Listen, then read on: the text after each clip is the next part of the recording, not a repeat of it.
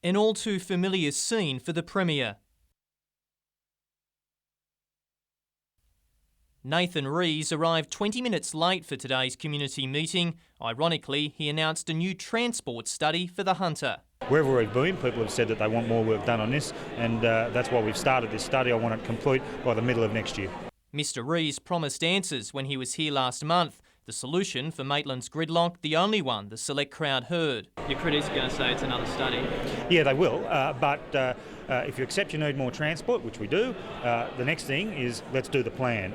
The Premier faced more questions about the Wallsend Aged Care Facility, while former Gloucester Mayor Julie Lyford called for a coal mining buffer around Hunter Valley townships. There's a fair bit of sympathy for that around the place, but I'm not in a position, and I don't believe any jurisdiction in Australia is for that matter, I'm not in a position to press stop on coal mining. The $407 million Tilligra Dam was again high on the agenda. Can you rule out that in the future no water from Tilligra or our other dams will be pumped down to Sydney? There are no plans for that, but in a huge metropolis like Sydney, 20, 30, 40 years down the track, someone might want to raise that. I can't speak for them, but it's certainly not on the radar now. Mr Rees will tonight attend a Labor Party fundraiser at Caves Beach. Nat Wallace, NBN News.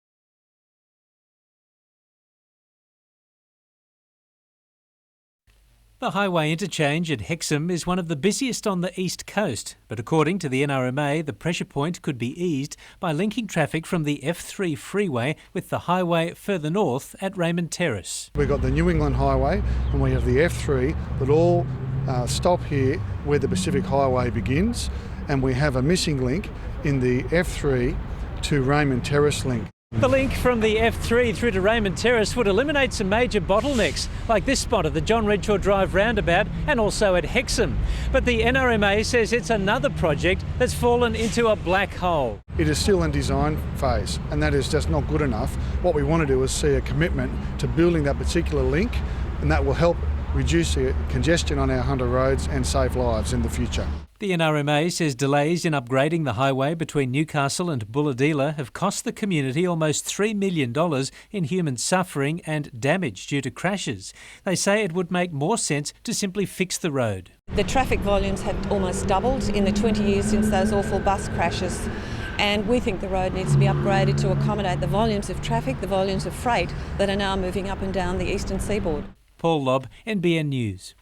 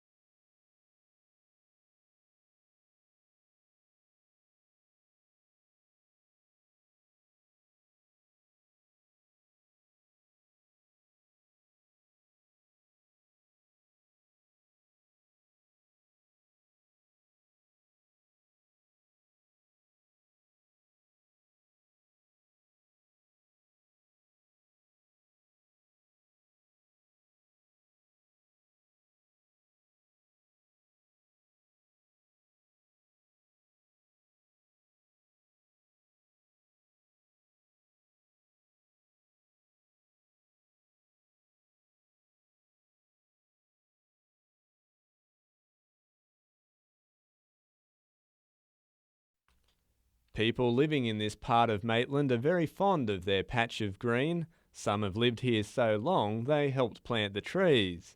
Now they've revived a grassroots residents group to fight any attempt by council to rezone the land commercial and attract business dollars under its Central Maitland structure plan. Former councillor Ted Leverance is leading the charge. So we're there as the people that are going to put the pressure on, and really put the pressure on.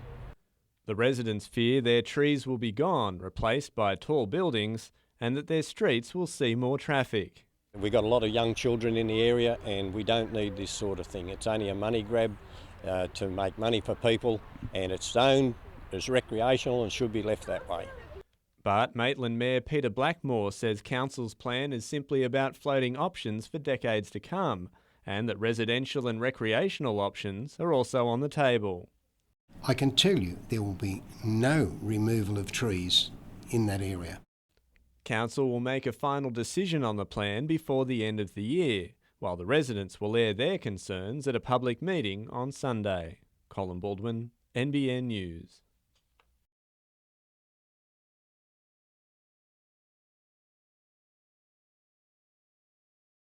Between 1949 and 1960, 130,000 people displaced by the war in Eastern Europe lived for varying periods in the Greta migrant camp near Newcastle.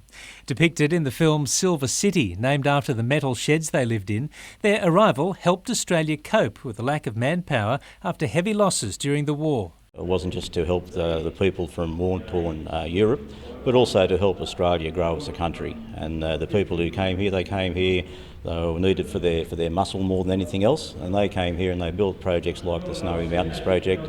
They worked in the local industries like the steelworks. George and Christine both lived in the camp. George was born there, while Christine arrived from Poland by ship as a 16-year-old. I guess at that age, it's all a big adventure and you enjoy it. You know, you look forward to what's going to happen. There'll be a celebration at the Greta migrant camp this Sunday, with buses leaving from Newcastle's Migrant Resource Centre.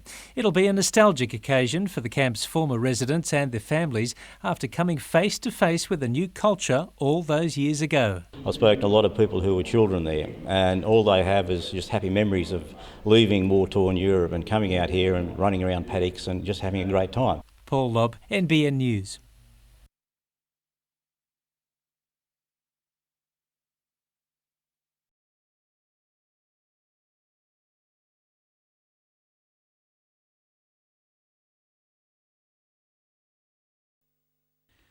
Last-minute preparations for a trip more than 12 months in the planning. Kurt Fernley can't wait. It feels like grand final week, you know. I've been working for this for such a long time now. Training like this. 4 hours on end in Australian bush. Fitted with heavily modified gear to help protect him from a range of physical and health risks. He's also armed with an incredible determination, inspired in part from those who forged an Australian legacy on the infamous track during World War II, one in particular. And he'll be crawling in the path first forged by Corporal Metzen. He was an Australian soldier. He was shot in the legs. They offered to carry him back and he said, no, I can crawl, leave the stretchers with the Fuzzy Wuzzy Angels for the other guys.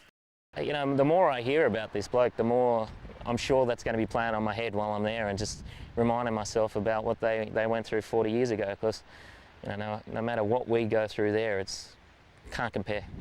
Leaving tomorrow, the trek with 15 close family and friends will begin on Sunday. From there it'll be 12 days, 96 kilometres and each other. And we're going over there as mates, as brothers, as cousins, and we're looking out for each other and making sure that we get through one of the toughest treks in the world together. Jim Callanan, NBN News.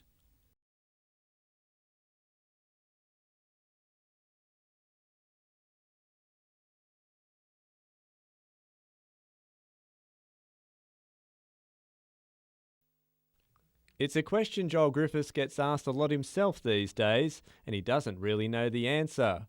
Back in Australia with his young family after a successful but turbulent stint with Beijing, his management has the next few weeks to secure a deal to return there. There's a lot of pros and the opportunity to go back there, I definitely will be listening. But will Beijing call? Griffiths scored plenty of goals but missed 10 games through suspension, 4 weeks of which is still hanging over his head. Then there's Jets owner Con Constantine's asking price of $1 million. So Griffiths is sticking to what he knows, and that's a return to Newcastle's ranks, likely in January. My main objective at the moment is to play for the Jets and try and get as fit as possible so they can make the semis. And that's what I'll be trying to do, and what happens after that, then it's probably totally out of my control. Languishing in last place, it goes without saying Newcastle would love to have him back. We'll have to wait and see, but it'd be nice to find out early so that you've got a fair idea of what's going on. The immediate focus for the Jets is hosting Robbie Fowler's Fury on Sunday, and their own marquee man, Fabio Vignaroli, is expected to return for that encounter, as could Sean Rooney, who's been battling a virus, but might just be what the doctor ordered for a lineup that's lacking pace up front. I didn't think I'd get back into the squad.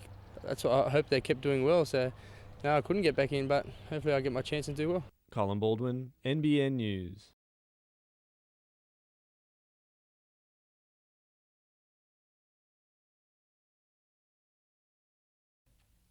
It's time for a facelift. The elements have taken their toll at Bar Beach. Now the digger's on to find a solution. We've got our geologists on site. They're logging the soil characteristics. They take away the information that they've obtained today and they look at how best to stabilise the cliffs. There are fears large rocks could soon start falling from the cliff. Council first noticed the problem 2 months ago. Some erosion is occurring to the cliff. We need to make sure that the cliff is safe for the public access that we have down at the beach. Just what's required remains to be seen, but a retaining wall for the cliff face is a possibility. Council set aside $500,000 for the work. What's left over will be spent improving the nearby amenities. There's a very real cost with all this. Council is working with the state government in that regard, but it's still a major drag on Council's financial resources. Nat Wallace, NBN News.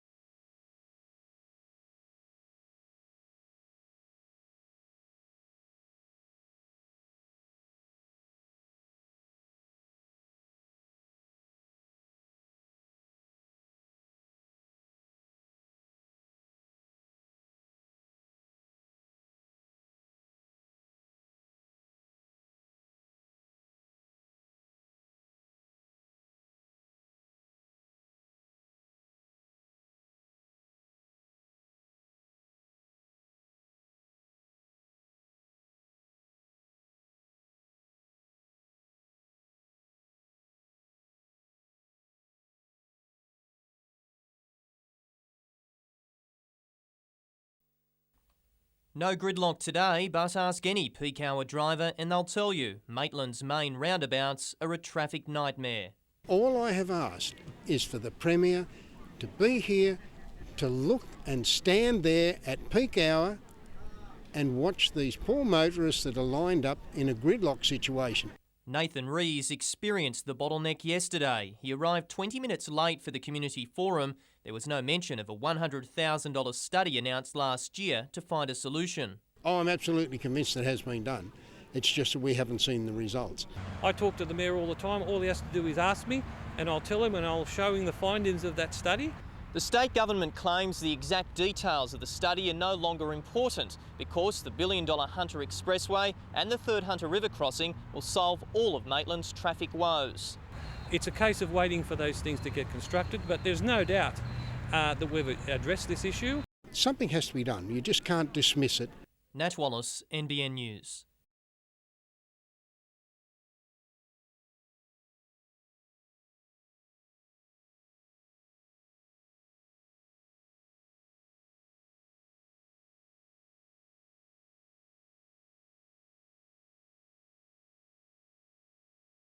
She always loved coming here because it was sort of like her little, niche where she could be surrounded by friends and enthusiastic pilots like herself.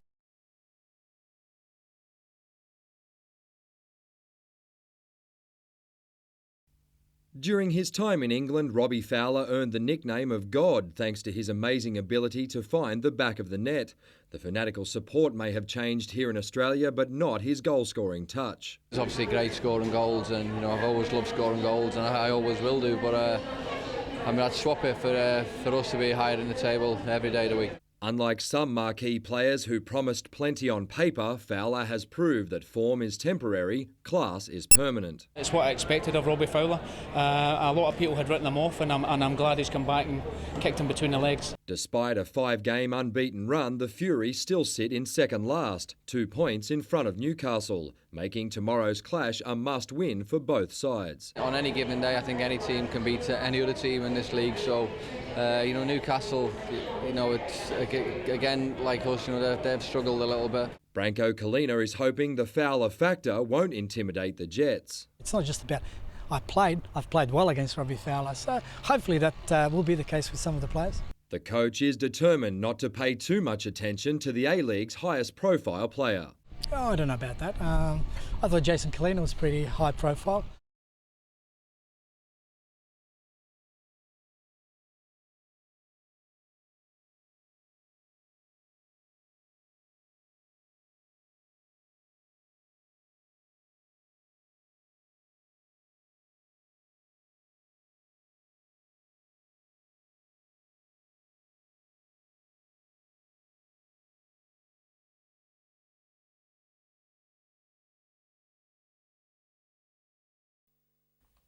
No gridlock today, but ask any peak hour driver and they'll tell you Maitland's main roundabouts are a traffic nightmare.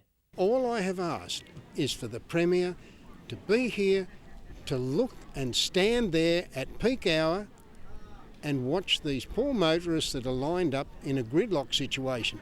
Nathan Rees experienced the bottleneck yesterday. He arrived 20 minutes late for the community forum. There was no mention of a $100,000 study announced last year to find a solution. Oh, I'm absolutely convinced it has been done.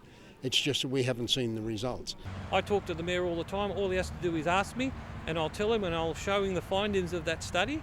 The state government claims the exact details of the study are no longer important because the billion-dollar Hunter Expressway and the third Hunter River crossing will solve all of Maitland's traffic woes. It's a case of waiting for those things to get constructed, but there's no doubt that we've addressed this issue. Something has to be done. You just can't dismiss it. Nat Wallace, NBN News.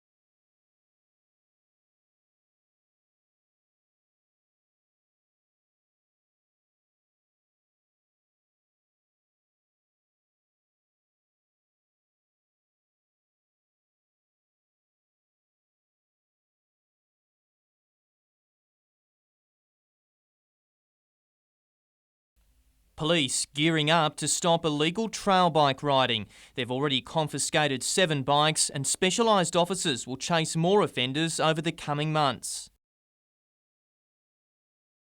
The level of public complaint exceeds that of any other crime type. The Central Hunter Command began Operation Katana in secret last weekend, but it's a little different to previous bush assaults. Plain-clothed officers and unmarked police cars are staking out known hotspots. These offences will be filmed and photographed at the time they occur, and investigations will then lead us to where the bikes originate from. First-time offenders face fines of up to $1,400. Police are also handing out flyers outlining legitimate places to ride. The message I'd give them is riding on the public streets or on public land is not on, is unsafe. Our police chiefs will monitor the success of the program before deciding whether to roll it out right across the region. Nat Wallace, NBN News.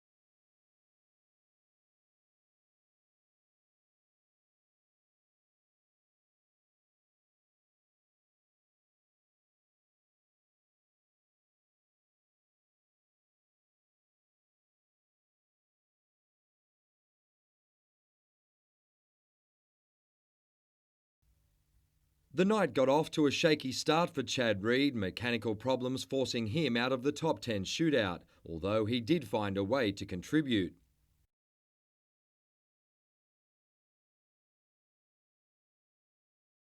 Just days after the death of his daughter, Jay Marmont made a perfect start in the main event. Reed settled into third and soon crept further through the field, taking and holding the lead with 4 laps to go. In the second race, Marmont was again fastest out of the gate but couldn't hold out the 3-time world champion. Reed was in cruise control, but in the final race the wheels fell off.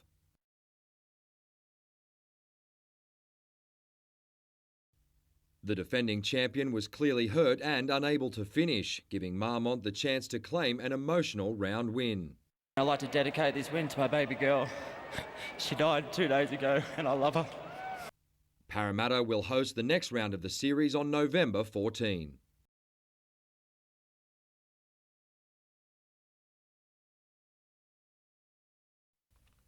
More than 100 residents, 2 blocks of land and housing department plans that even caught the local state MP by surprise. Well, they did, but I do know that there's some enthusiasm within Department of Housing to try and provide housing stock for a large population of homeless that we've currently got. Residents in Boyd Street at Swansea are planning to fight a 3-storey 30-unit development.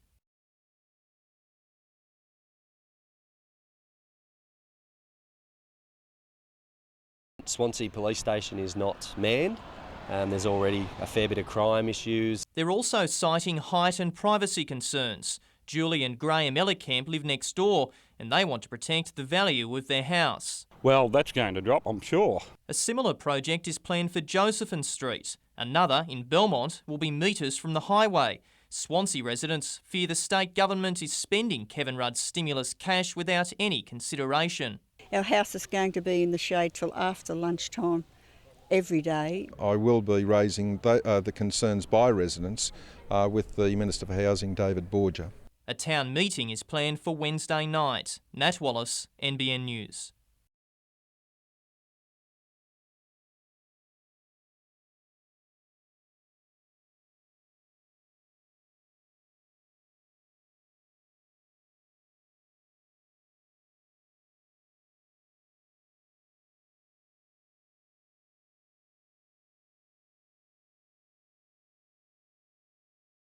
Belmont's booming and Lake Macquarie, and any new investment in the town is great for employment, and we've also got the opportunity to hopefully bring down the petrol prices here on the highway.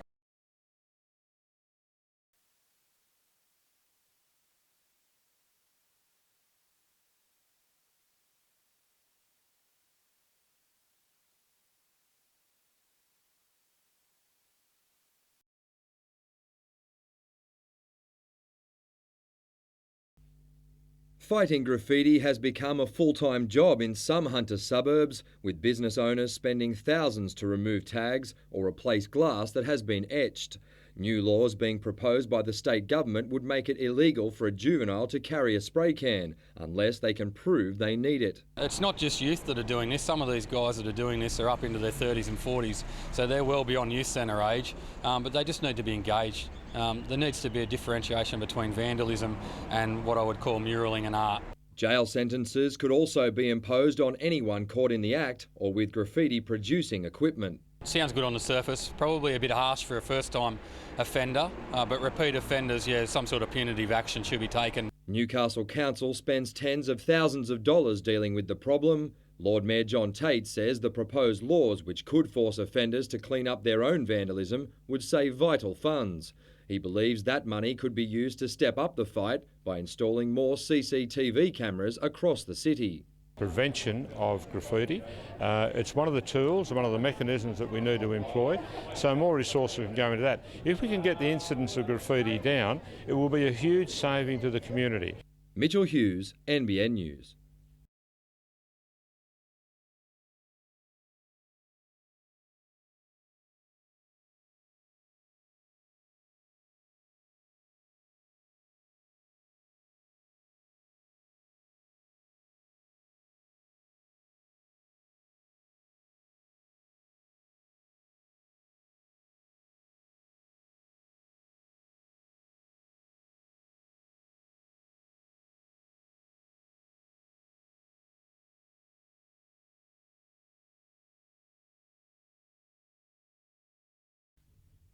It sounds like an audacious proposal, but Newcastle boaties say the city's harbour is the perfect place to host sailing's biggest prize. The ships can come here and unload their containers and their racing boats here in the port.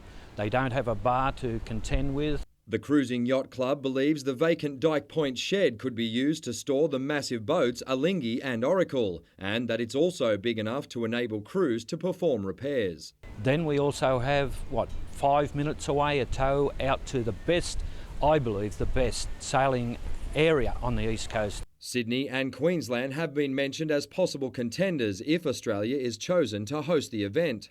But with racing set to take place offshore, Newcastle is being touted as a better location for fans. As far as the spectators go, I believe that you don't have to own a boat to watch this type of racing, because we have Newcastle Beach and the environs along there where they can sit and watch. The club says the event would pump millions into the local economy, attract thousands of visitors and provide a significant plug for the cruise ship industry. There would be benefits too for local boat builders, because simply preparing the Cup yachts to race is a multi-million-dollar business. The event is due to take place in February. Mitchell Hughes, NBN News.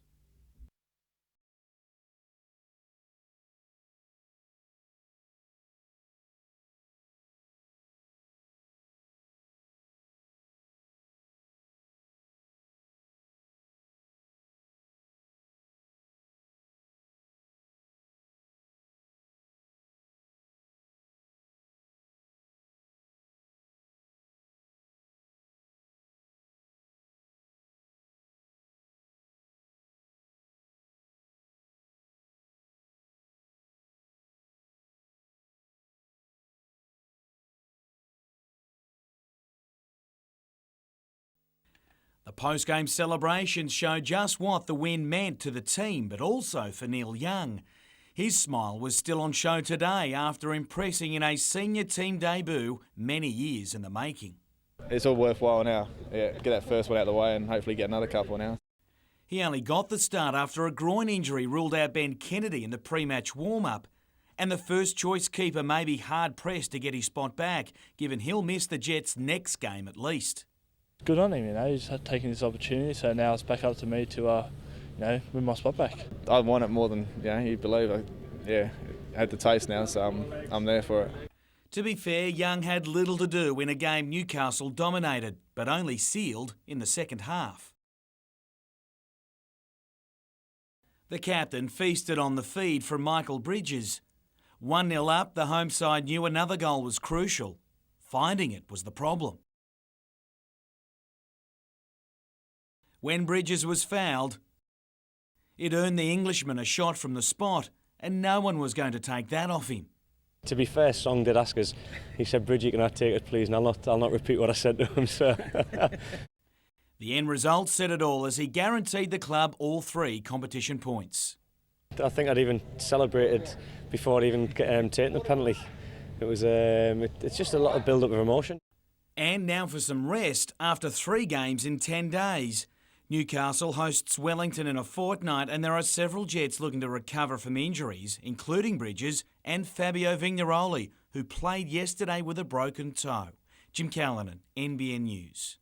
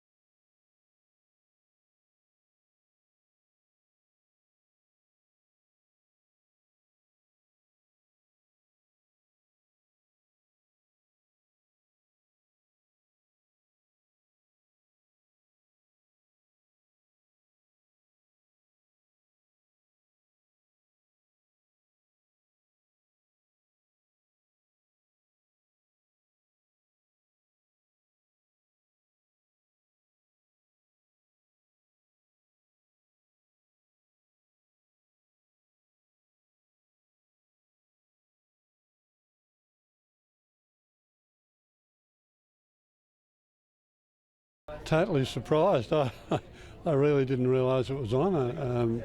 Apparently my family was all aware of it, and I certainly was. But it's a lovely surprise, and it's nice to be acknowledged.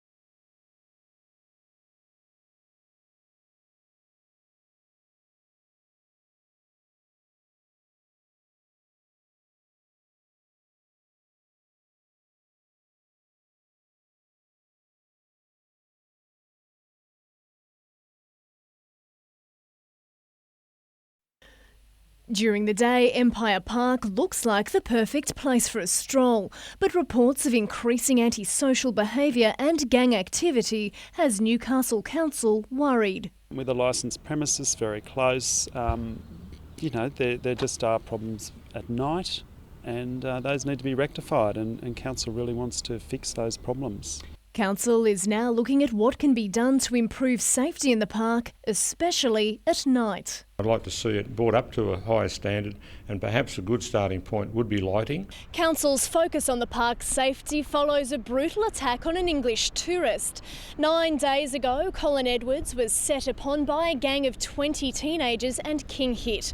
He required surgery to repair a smashed cheekbone, and 3 metal plates had to be inserted into his eye socket. It really is a police matter, but we're keen to work with the police and give them all the support we can in terms of the infrastructure. Councillor Krakenthorpe says Council will now lobby the state and federal governments to try and get funding for measures like more floodlights. Madeline Bond, NBN News.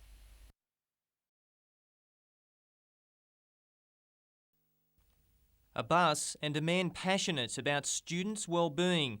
The Salvation Army has come to the rescue of our international students, offering a free bus service to keep them safe. We live in one of the most wonderful places in the world, and students are getting an opposite impression, and we want to try and counteract that. The bus will head to the university campus for the first time on Thursday. It'll take students to the local shops and back from 6 to 10 p.m. Oh, it's fantastic. I mean, anything we can do that makes the experience of our students better and connects us closer to the community, that's fantastic. More than 20 overseas students have been bashed or robbed this year. The Students' Association is still rattled by the latest incident 2 weeks ago, in which a Malaysian visitor was stabbed and robbed in Jesmond. That's really upsetting, considering the uni has, apparently taken a really strong stand against this and are apparently putting all these things in place, and attacks are still happening, so that's really upsetting. Most agree a simple bus service can only help. We hope we'll keep some safer, but we're just trying to provide support to the international students and make them feel welcome in our community. Nat Wallace, NBN News.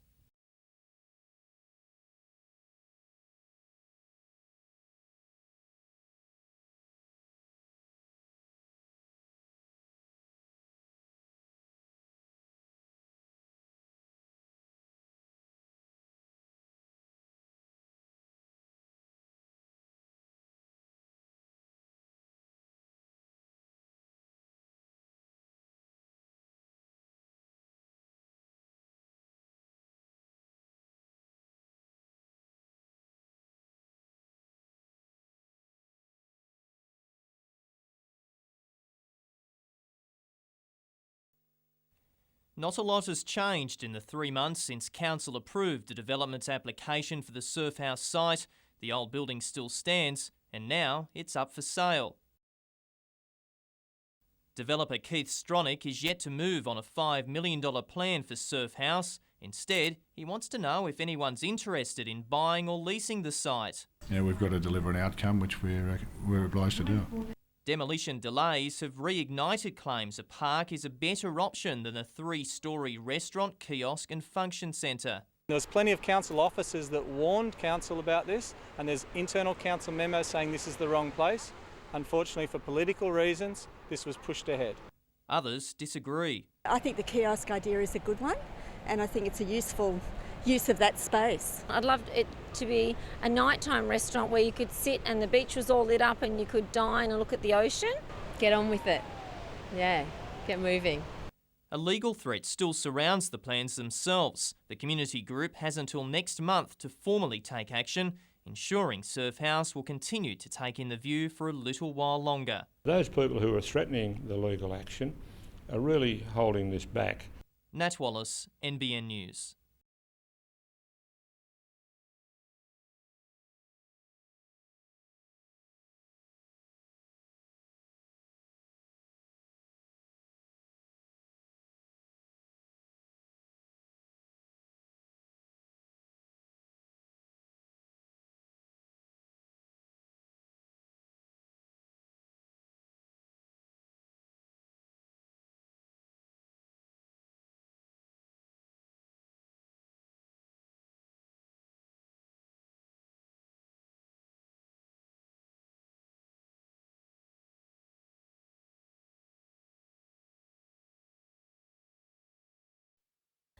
Just before 8 this morning, 85-year-old Lola got the shock of her life. I heard a loud bang, and this chappie had probably shouldered the front door open, a security door too, smashed that and the front door, and came striding into the lounge room and said, "I won't hurt you, all I want is money."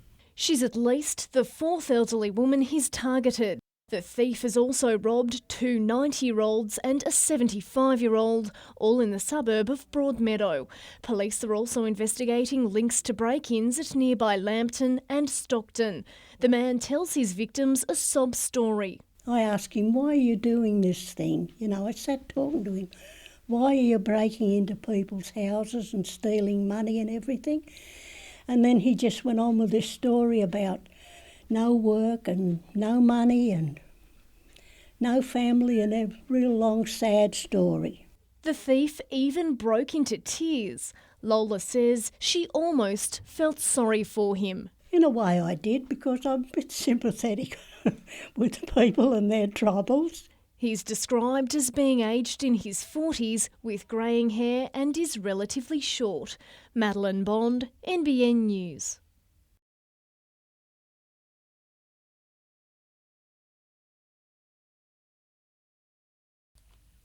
"76-year-old Barry Kingsford has been taking care of the gardens at Patterson's Rail Motor Society for 25 years. Today he had some help.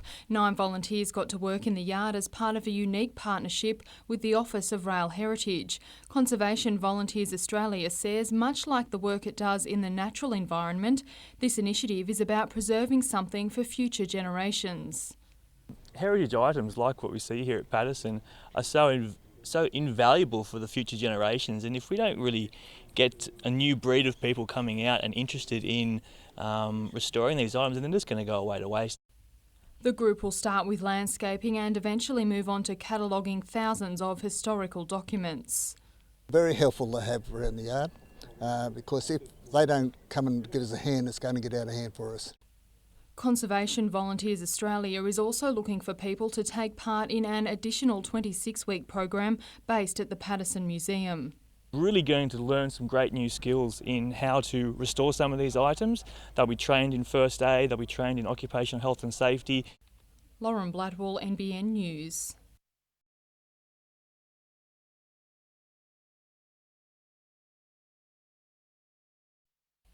Goal scorers usually earn the most plaudits, but they know best that it's those around them who really make a difference. And Michael Bridges has a theory about who that was against the Fury. I've had more chances in that game yesterday than we have in the previous 5, and like I say, it was because of Rooney. Lavish praise may be, but it was clear the return of young Socceroo Sean Rooney added a key ingredient lacking in recent weeks: speed. That and a change in attitude has Bridges convinced Newcastle is a finals contender. It's a first clean sheet in a long time, and I think that if you can get a clean sheet mentality and a winning mentality, we can go on, we can kick on. In contrast, it's now a numbers game for the Jets W League team if it's to feature in finals football. With 4 rounds remaining, it's 8 points adrift and plays Sydney on Saturday. It's going to be a big mountain to climb, but we're all there and we're all in it together, so hopefully we can get the job done on the weekend. Nobody ever wants to lose to Sydney. It's like a big rivalry.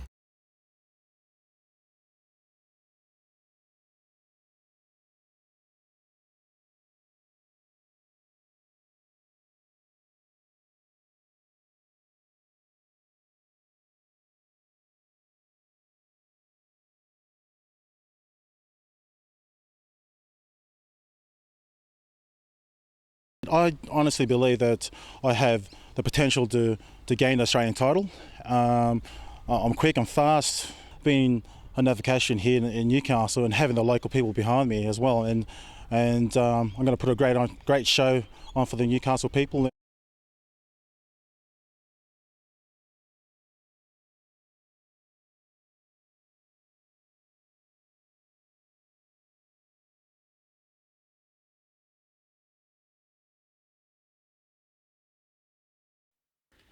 He's better known in America than he is back home, and that's just fine with Ryan Rowland-Smith. Now a famous face in Seattle, he's relishing the simple pleasures of Newcastle without the baseball hype. But in many respects, he didn't want the season to end after a solid stint on the mound for the Mariners. After being ranked last on the 5-man pitching roster at the start of the season, next year he'll be number 2, a massive effort considering injury ruined his opening 2 months. It's a huge jump for me. It's a good, it's a bit of a respect thing too, and that's, it's a special thing for me. The Mariners enjoyed a turnaround in fortunes this year but didn't feature at the business end. Roland Smith, however, feels they're developing into a squad capable of living out every baseballer's dream. I want to be in the playoffs. Watching the playoffs, watching the Yankees win and watching them celebrate, that's something, I'm hoping we're going to be in the playoffs next year. That would be a real special thing. On a personal note, another strong year and he'll soon command a 7-figure salary, but with an attitude worth every cent. Just the way I grew up here in Australia, you're always grateful for everything, and I wouldn't want any other life. You can never ever take it for granted because it could be over like that. So. Jim Callanan, NBN News.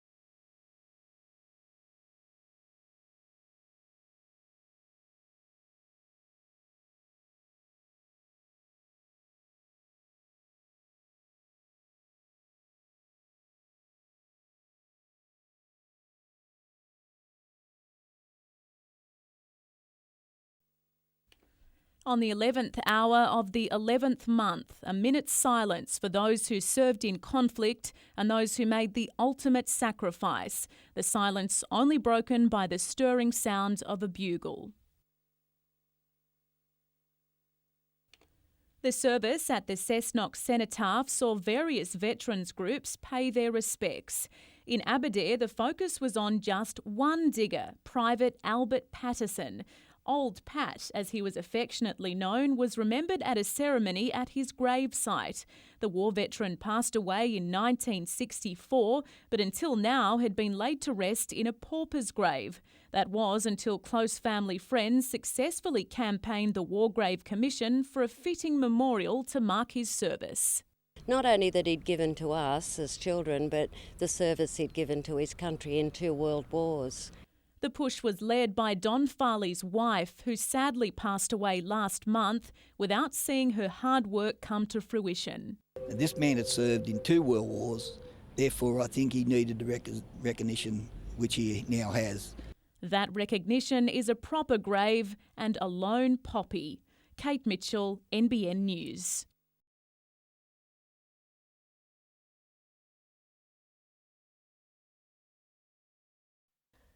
Surrounded by his family at John Hunter Hospital, little Cahill Parish Wood remembers last night's events all too clearly. I saw the window. The toddler had been trying to look at a new goldfish pond at his Nelson Bay home.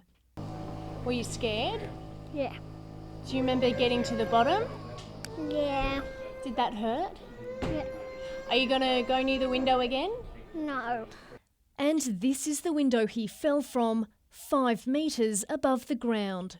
He's pulled the drawers out in the kitchen, used them as steps to get up onto the bench.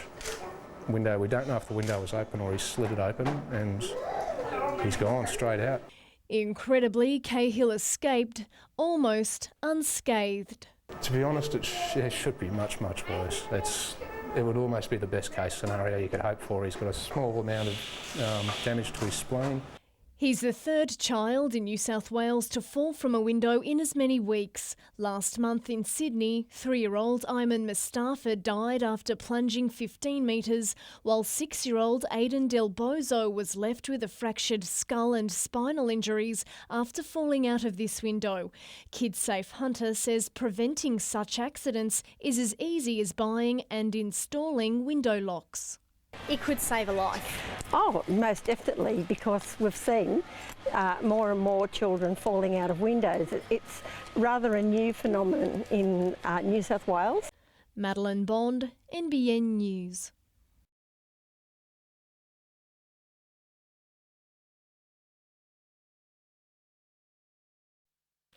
Members of the Lochinvar Brigade couldn't believe it when they were called to their own station about 5:30 this morning. A shipping container used as a storage shed had been prized open and a fire lit inside.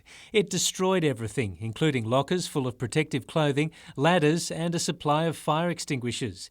Empty sandbags for flood work were ruined and a generator was destroyed before the flames could be put out. Normally, our members of the community look at the fire service with trust and respect, but this time it's just been a blatant attack of vandalism on a isolated facility. The station was also plastered with obscene graffiti. Today, police took photos of the tags in a bid to match them with other known graffiti attacks.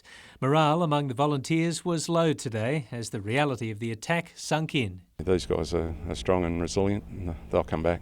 The damage bill from the attack is at least $25,000. And the sad thing is that a lot of the equipment that's been destroyed was donated by the community or bought with money raised by the members themselves. Paul Lobb, NBN News.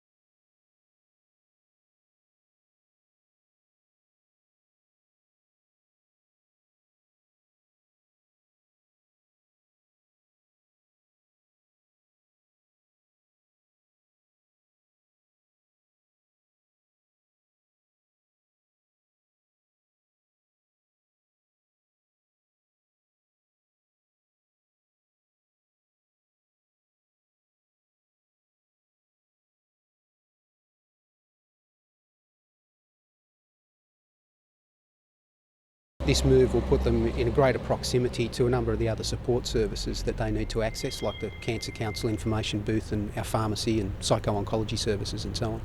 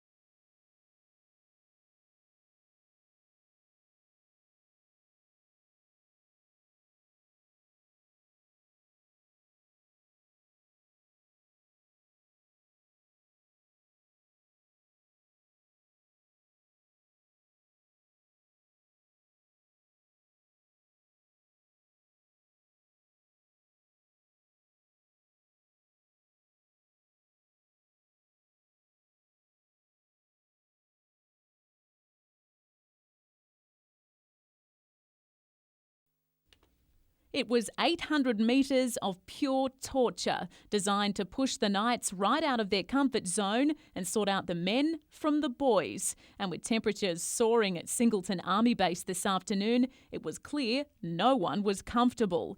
Some took to the obstacle course with relative ease, others needed a little help.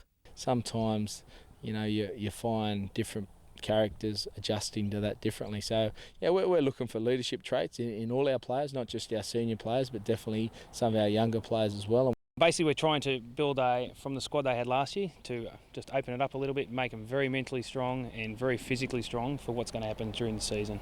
To make matters worse, the squad was forced to stay awake for more than 19 hours yesterday. Not ideal preparation for today's mission, but the Knights weren't short of enthusiasm. And while it certainly looked like hard yakka, the trainers say the Knights have had it easy compared to Army personnel who complete the course with 9 kilograms of gear strapped to their backs. Any potential recruits? I don't know. I don't think they usually hate my face by the end of it. And if they needed any extra motivation, the winning team scored a day off on Monday. Kate Mitchell, NBN News.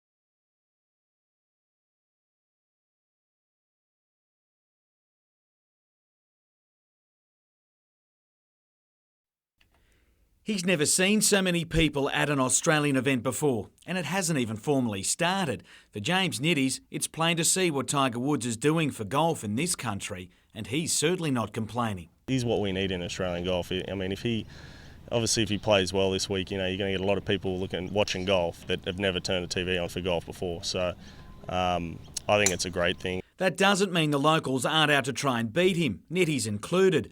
And he should have a go, given the great start to his US PGA Tour career. 7 top 25 finishes saw Nitties move from being flat broke to earning a little over $1 million and easily retain his tour card. That kind of job security also brings the sort of confidence required to start claiming titles.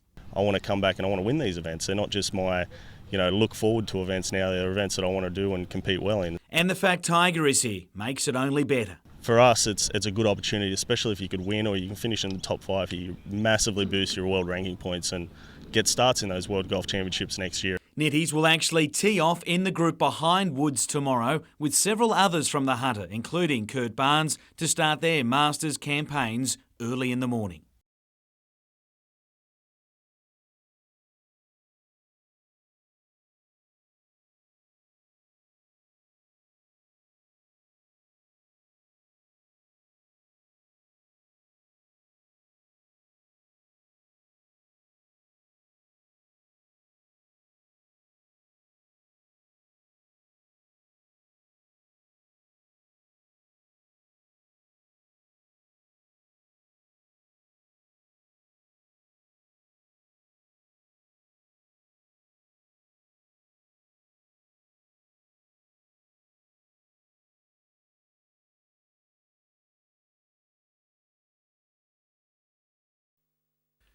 A big car for some big men. These heavyweights know how to make their presence felt, and on December 4 at Newcastle Entertainment Centre, things will really hit top gear. John Hopewate and Michael Kirby are enjoying top billing for the fight night. They'll also contest the vacant IBF Australasian belt, and for the league bad boy, his pro career is also on the line. If I lose this, that's pretty much it. It'll be four losses and no one will take it serious. So this is a must-win for me. If it happens to be a loss, I'm sort of leaning towards maybe giving it away. If he wants to retire after this fight, I'm more than happy to accommodate. Set for 12 rounds, it's hard to see these two going the distance.